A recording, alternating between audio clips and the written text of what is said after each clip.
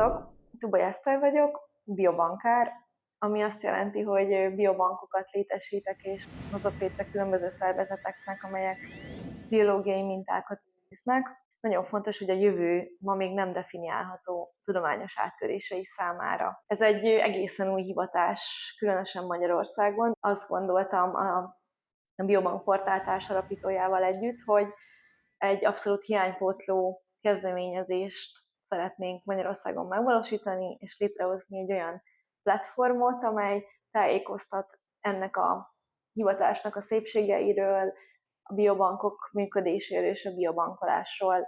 Nagyon sokan kérdezik tőlem még mind a mai napig is, hogy mi az a biobankolás, mik is azok a biobankok. Magyarországon is indultak már biobankolási programok, de nem sokan tudják valójában, hogy ez miről is szól. Tehát az én feladatom, mint biobankár feladata az, hogy szerte az országban, vagy akár országokon átívelően ugyanolyan jól meghatározott lépések szerint gyűjtsenek be biológiai mintákat, bármilyen típusúakat és eredetűeket önkéntesen felajánló donoroktól, és a kapcsolódó, főleg a mintavételhez kapcsolódó adatokkal együtt, azokat egy ilyen strukturált, jól használható, átlátható adatbázisban tárolják. És az egésznek az a lényege, hogy a kutatók akár 5, akár 10, akár 25 év múlva a világ minden tájáról ezeket a mintákat, vagy az adatok egy részét kikérhetik az ő saját munkáik számára. És így nem kell nekik egyenként a nulláról összegyűjteni, amikor megszületik egy nagy tudományos ötlet, hanem elkérik az én biobankomból ezeket a jó minőségű mintákat és adatokat, és ezeket fogják majd használni.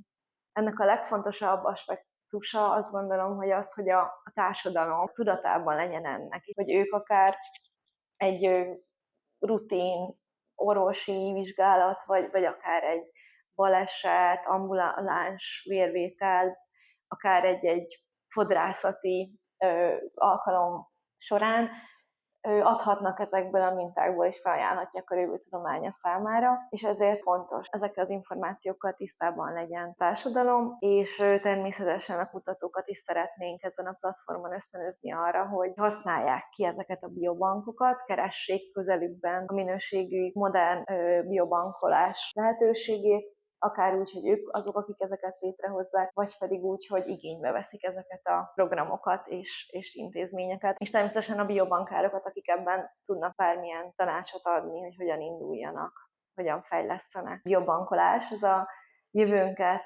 gazdaságilag és más szempontokból is megreformáló 10 legnagyobb innováció egyike.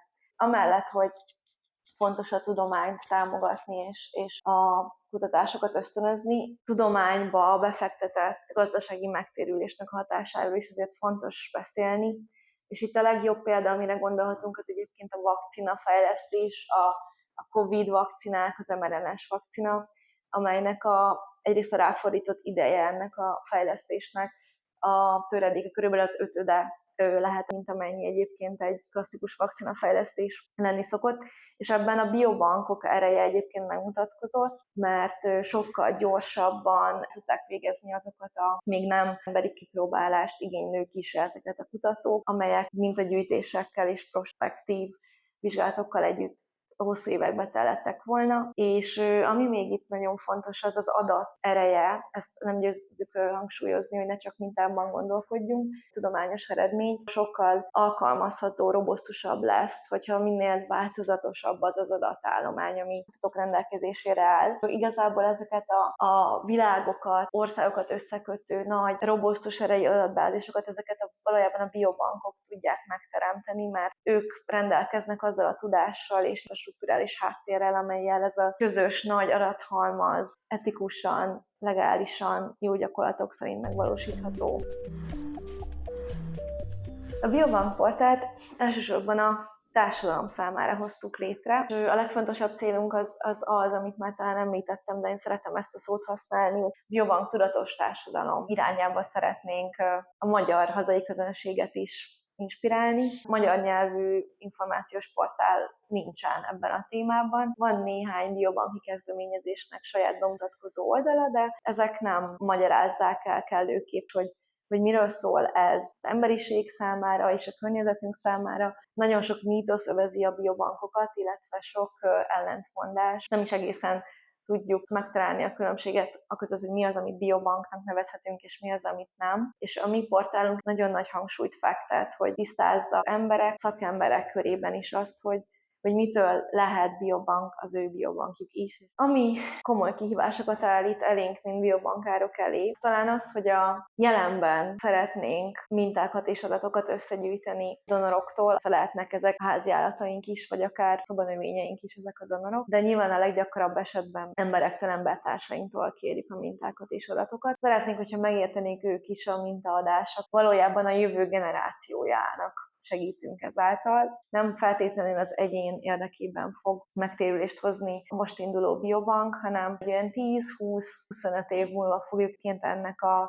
átütő erejét érezni majd mindannyian. A portálon keresztül szeretnénk ezt közvetíteni széles közönség felé.